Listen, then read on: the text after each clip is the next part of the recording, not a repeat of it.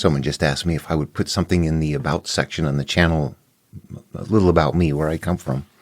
And I struggle with that, but I will do that. I think that it's sometimes you're listening to information and you wonder what sounds good. Who is this person? Where do they come from? We want to try to figure out how to hook into that. I've done the same thing. That's exactly how I am. But there's a point in time where I realized I did something that the Buddha did. And that is, I told all of my teachers, you don't have my answer. I'm going to go alone.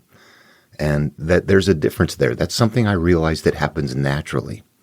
There are people who are looking for answers that listen to all the answers around them and go, wow, nobody has the real answer. I'm going to go look on my own. And that's exactly what I did. So I don't like talking about me anymore. I did a lot of it in the beginning, but I have to from time to time. I separate myself from the material, but I think sometimes people are like, buddy, who are you? My name is Daniel Paulson, and I grew up in Maple Valley, Washington. I was born in Seattle. I was born in a Christian home that ultimately ended up was an abusive home. It wasn't abusive because it was Christian, but it combined. Christian doesn't mean anything. Christian just means you believe in God. So my brother and I were whipped with belts welted quite a bit. We prayed to God to help. Nothing happened. At the age of 11 years old, my brother, I was 9, he learned about heaven and wanted to leave. He hung himself in a tree in the woods and took his life. And I found him that day. Things went on. Abuses went on. Life was not okay. There's things that are really severely going bad that I don't even want to get into anymore. I'm just tired of talking about it. It's time to move on. But life is not okay. I end up running away from home, living on the streets, getting taken in by people who are like, oh, you poor kid, then molest you, then just life is not okay. There's a lot of crap happening to me that I don't even know why I'm here. I don't know who this God is, who this Jesus is. All of this crap is not okay. But I remember things like at the time that I'm going to find my brother, I stop in my tracks and something tells me, I feel it viscerally, Larry's dead. I hadn't even found him yet. So I'm having some sort of connected experiences that people would say, yeah, that proves the supernatural right there, buddy. Are you stupid? And I would say, no, it doesn't. It just proves that I heard Larry's dead in my head. I knew that. I didn't know where it came from. As a kid, I was smart enough to know it didn't. That was Larry. Larry wouldn't talk to his brother and say, Larry's dead. He didn't talk about himself in the third person. That's stupid. Anybody else? Oh, God warning you. Why did God wait till now? What the hell kind of help is that from God? We've been asking for years to keep this from happening. Don't tell me God. No, it was all bullshit in my head. You listen to it and go, adults are liars. They're stupid. They don't know. And you know what? That's exactly right. There's something different in certain minds that make them go somewhere different. And the school and the education, that's fine. You can go through that and do it all day long. But it's not going to teach you how to do this. This is something you find by looking at it and going, God, damn it, there's something there. You crawl your way into it. That's what I did. I crawled my way into this material and found the templates. It's it's an incredible mental process. It feels spiritual all the way because we are emotional creatures, but it is incredibly mental. Now, I don't want to fool anybody. I want to be brutally clear at this moment in time what I'm talking about. We become products of our thinking, our mental experiences in life. Buddha teaches us all that we are is the result of what we have thought. It is founded on our thoughts. It's made up of our thoughts. The structure of our perceptions are what maintain the bundle of who and what we are. And so I'm growing up. Later on in life, I'm abused. It's not put away. I've been abused again and again. I have conflicting. I feel like I'm a smart person. At the same time, I'm stupid. I'm never going to amount to anything. I'm worthless. I'm slower than a 7-year itch. I'm all these idiotic sort of, you're being degraded, belittled, demeaned.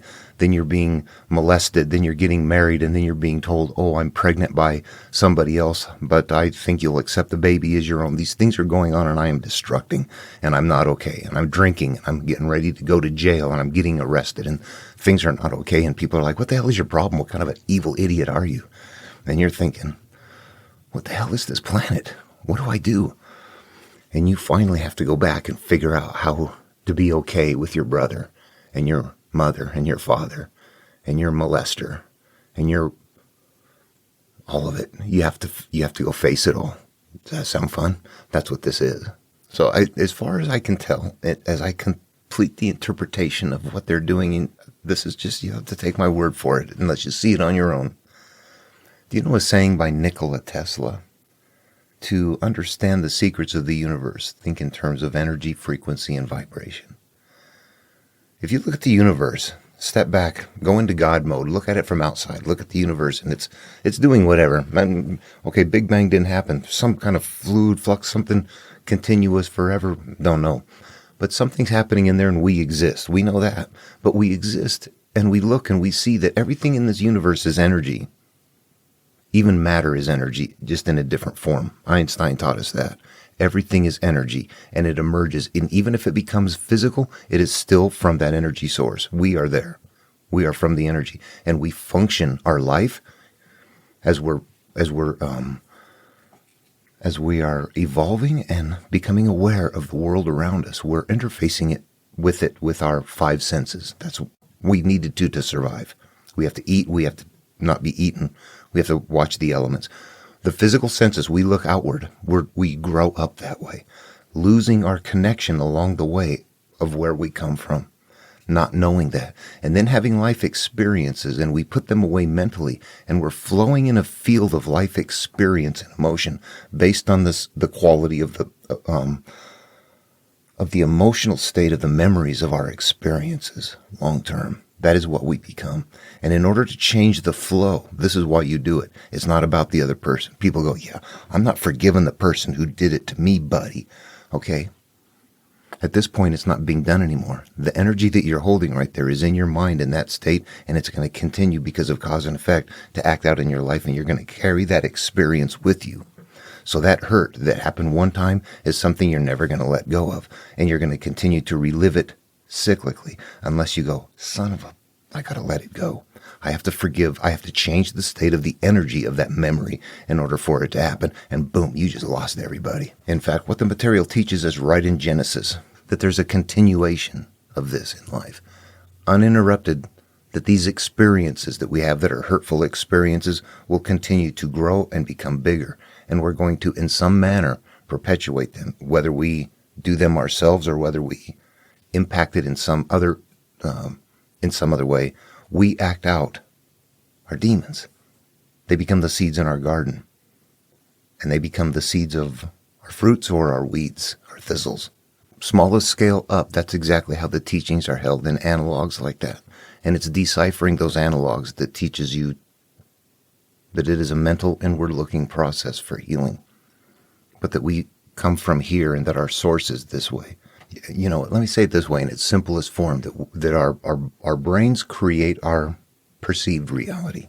The way we live life is based on our perceptions, the way we feel about it, the way we feel about what we see. When we're seeing good things, we feel good. When we're seeing bad things, we feel bad. So we're allowing the world to dictate our emotional state. And that we're also, at the time that we're having physical experiences in life, we're storing those away as somebody come from a home where that's loving and caring, they're going to become that.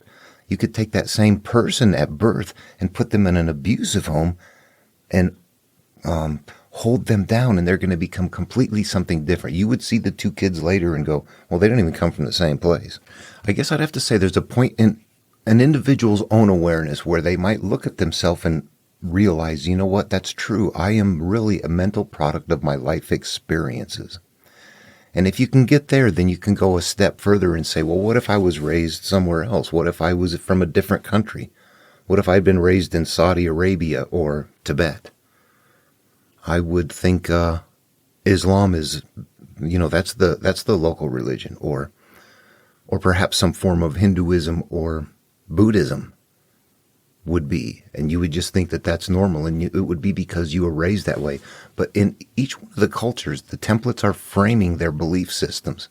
That is why we see the similarities. And that is when you go after that, you realize the way it is because no matter where you are in the world, the experiences that you're having, the human experiences that include the hurt, the anger, the shame, the pain, all of that, it doesn't matter what human you are, you feel those things. We're the same at that level. We are no longer different. and that our life experiences continue to unfold for us based on the quality of the mental state that we continue to hold up here, and that this bundle, left unchecked, continues to grow. And if we want to change our life, we have to interrupt what is going on, knowing that it is simply a memory process. I think for me, coming to certain realizations, like as I'm looking at things and evaluating and determining the quality of them, I'm using memories to evaluate that. So I am limiting myself. I'm beginning to judge that there's a life, disconnected sort of a life taught at template level in the material that is very difficult to extract. But once you do, I think it becomes kind of stark, and I think it can be kind of scary for some people too. That's what I find here. But if you interact with it, yeah. I'm retired. Life is good. My life is wonderful. I turned it around because of this material and because of being hurt to begin with and having the right kind of mind that said, I got to find my way the hell out of here. And that's my qualifications, the material. It changes your life. I'm great today. But you know what? It was not okay to do it. It was hard. That's why people don't like doing it. It takes too much. It's hard. You have to face what you don't like to. It's a long time in the making to get here. Who am I? Man, I'm somebody that just found some information. I'm trying to find knowledge and share that knowledge. If the knowledge is valuable, that's what we're looking for. I would cringe if somebody wanted to follow me, and I sure the hell wouldn't follow anybody else. The material is what you follow. The material, your heart, and your own capacity to say, yeah, I can interact with that stuff. I will do it. I've got the courage, and if not, I've got the shell to hang on to. I've got the religions or the myths or the whatever else to help me live my life so that I don't have to turn inward and heal myself. I'll just wait till I die to do it. Yeah, that's there as the carrier. I'm not doing that. That is certain religions. Not all religions do that. But Taoism and Buddhism are framed on a template that tell you to self-heal in the analogous verbiage. It's tricky. You got to figure it out. Other works, religious works, Abrahamic works are on the same exact templates, except that instead of in the analogous verbiage, they tell you to turn inward, they tell you to turn outward. They don't tell you to turn inward to your inner God. They tell you to turn outward to the imaginary God. You lose it right there. The religion keeps people that close. All you got to do is turn it inward. But in the meantime, the masses are going to carry it. That's what I see. That's where I come from. And I'm a reasonably intelligent individual that has not been given a learning structure, a modern learning structure. So I was able to just kind of like take my imagination, go into antiquity, and free float on my own. And I found something that academia doesn't find, because it takes something that academia doesn't teach. It's a really inner spiritual process and mental process. Okay, so as we go on, we are functioning in a field that we experience, that we don't quite know how it is. So that's a magical, mystical thing. Yeah, that's hanging right there. And I tell you what, if you clear out the stuff right there, you can interact with it much better. All the deja vu, and I know who's going to open the door, and you find something you find something that your wife just set down in the weirdest place. You walk somewhere where you've never walked before, and go, "Huh, honey, did you just set this here?" She's, "I'm looking for that." Those things start happening again. They just magically reappear. The stuff that gets up here blocks it. We're creating our life through our perceptions. We're continuing to create from the energy our life experience through what we continue to maintain up here, whether we face them or not. And the stuff that we don't face emerges just like the stuff that we do want. We just deny it. We hate it. We call them trigger points. They act out. But going after it is hard. It's very difficult. It can be very repetitive. We got wired. We have to extract ourselves. We got to destroy our structures, our temples from the core. Those are all analogous verbiage for this. At the very core level, I realized somebody from antiquity knew that this was a mental process and that we emerged that way, and that this is how we are supposed to function, and that is put into everybody's culture. from antiquity. I can extract that template. All those commonalities are there for a reason. Those are just the easy ones to see. Once you begin to interpret the analogs, you go, oh, I see. The world being destroyed over there is the same as the tower being destroyed over there. They're analogous terms holding the same thing. That are mental processes that need to be destroyed. So that having been said, I would have to say that I'm just somebody from out in left field that actually fits the criteria of the kind of person that finds this stuff. That you just, that for some reason you ignore everybody, you go on your own, you really want to know the truth, you're driven to do it, and you're going to go on your own, and you're not going to settle for something that doesn't seem real. And when you get done, you have something that is completely interactive steps in all of them. So I'm the person then that you heard about the beginnings of my life, and I didn't tell you about all of it. So I am later in life having to go back and realize that the entire structure of who and what I am from the core came from there. My memories, my experiences, my constant day-to-day fear of, getting hit from behind or just something, under the threats constantly. You have to go back and interact with that. You have to take your earlier self and go back and find the parts that hurt. You go find memories and you think about them. You allow them to come and you feel the emotional experience of them. I'm crying. Okay, that right there is what I need to get a hold of. This is my little self back here that's not been acknowledged somehow. You have to start going through really interactive processes for healing that is in the material. Yeah, how fun is that? I did it. Actually, no, I am doing it still. It's an ongoing process. But it's an understanding that you're just separating from the physical connections and letting go of things and working on what it takes to do that. Understanding that the emotions are going to interfere, but that without going through it, you're going to continue to have certain experiences that are not going to change. So you get a choice. And there are people who it's too much of a struggle. There's a point where I find that there's certain qualities. I think that when I see people that are doing this, there's certain things about them. They're introverted. They've been hurt. They've got issues they want to deal with. They have something else going on. They're not necessarily followers. They can readily let go of supernatural beliefs that are used as placeholders that prevent you from actually looking to see what you can interact with. And I do want to say that with regard to the supernatural, I don't want to offend anybody. There are people who believe in the supernatural, and I'm going to say, please go ahead and keep doing that. I don't have a problem with you having a belief in that. However, a lot of people who do believe in the supernatural have a problem with me not believing in it. And that's not going to work out okay. You need me. People that believe in supernatural don't find the answers that I'm finding. Go ahead and believe in supernatural, but you got to let me not. That's got to be okay. So there's certain places that when people get there, when you get there, you can tell who isn't and who is. And not many people get there where they're like, yeah, we're individuals that kind of go off on our own and do searching. We'll come back and share notes, but then we go off on our own again. And if you're that kind of a person, yeah, you might be the one. That's what I see. Hurt introverts who are able to look inward and drop their egos. I mean, even if I was hurt as a kid, I still wouldn't take food from somebody if I was hungry. There were still things about me that I knew at the core level.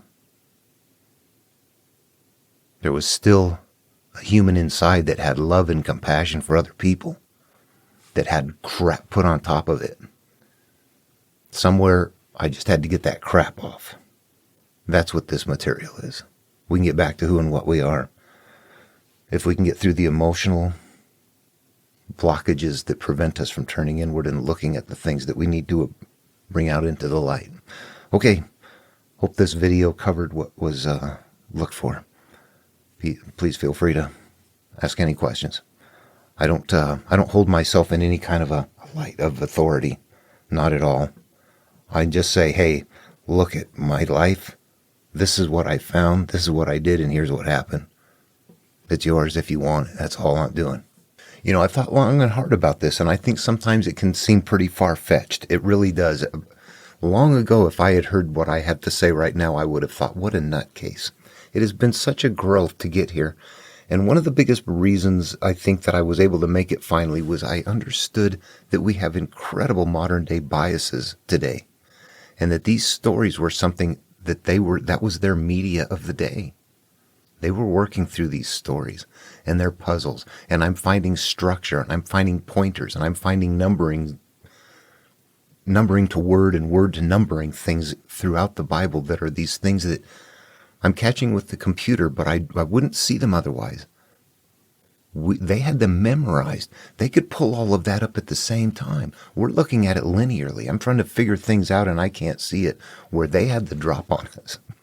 We're not as, it takes a lot of mental time to get into that frame of mind, to leave our biases and realize, damn, this was the biggest thing in the world to them. They might be out there, I might be some shepherd kid for a month out there on the hill with nothing but this to think about. Watch the sheep and watch the clouds and the worms, I don't know what. It's hard for us to get there. These stories would have been incredibly important, and I believe that they are. That this represents the peak, in many cases, of at least their verbal technology. Fables are just the tip of the iceberg. These get really deep, and the analogs are really what carries the stories, but they're built on the same frameworks. And it's just hard to see that. It's hard to get there. I look at it now and go, wow, yeah, no wonder it is so hard to see. But I have lived in a solo, I have meant, oh, why, yeah.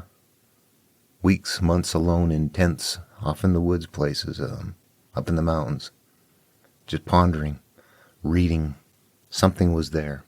I've been hooked into this, somehow compelled to do it. At times, I take breaks, have life, get married, have kids. That happened. Then time frees up again and you're like, I'm going to get back to that. And now that's all I do. I'm still learning it and I'm still struggling to show it, honestly. I am. And I realize that, and I just make videos and I understand they're cumbersome and that I make verbal errors. That's where I come from. And again, yeah, I claim nothing but this material and wise masters in our capacity to place it next to each other and analyze it through. And once we understand, once I was able to transition that this is actually built on, I'm born, I'm this in life, then I become this, then I become this, then that happens, then that decay happens, this. Once I realized that template was there, I was able to begin looking at each culture and realizing that they're carrying that template, but they're carrying it in a different analogous terminology, a different structure. It could be a mythical structure, Jason and the Argonauts. It could be a religious structure, Exodus. It could be just cut to the chase, no big story to unfold, but you still must work these out mentally. We're going to give you the Dhammapada from the Buddha or the Tao Te Ching from Lao Tzu. Naming is the origin of all particular things. Make that about yourself. When you figure that out, come back and see me. These become our gurus. At the same time, they are a story in the culture. That is what I see now. It's taken a while to get here. But we have come so far away from it, and our minds are so busy. We have so many things going on. We've kind of lost our capacity to fathom the depth of what they were doing and the simplicity of it. But the fact that it also has to be able to be drawn up all at the same time. We don't have it memorized. We're struggling. And I'm just trying to pick my way through it.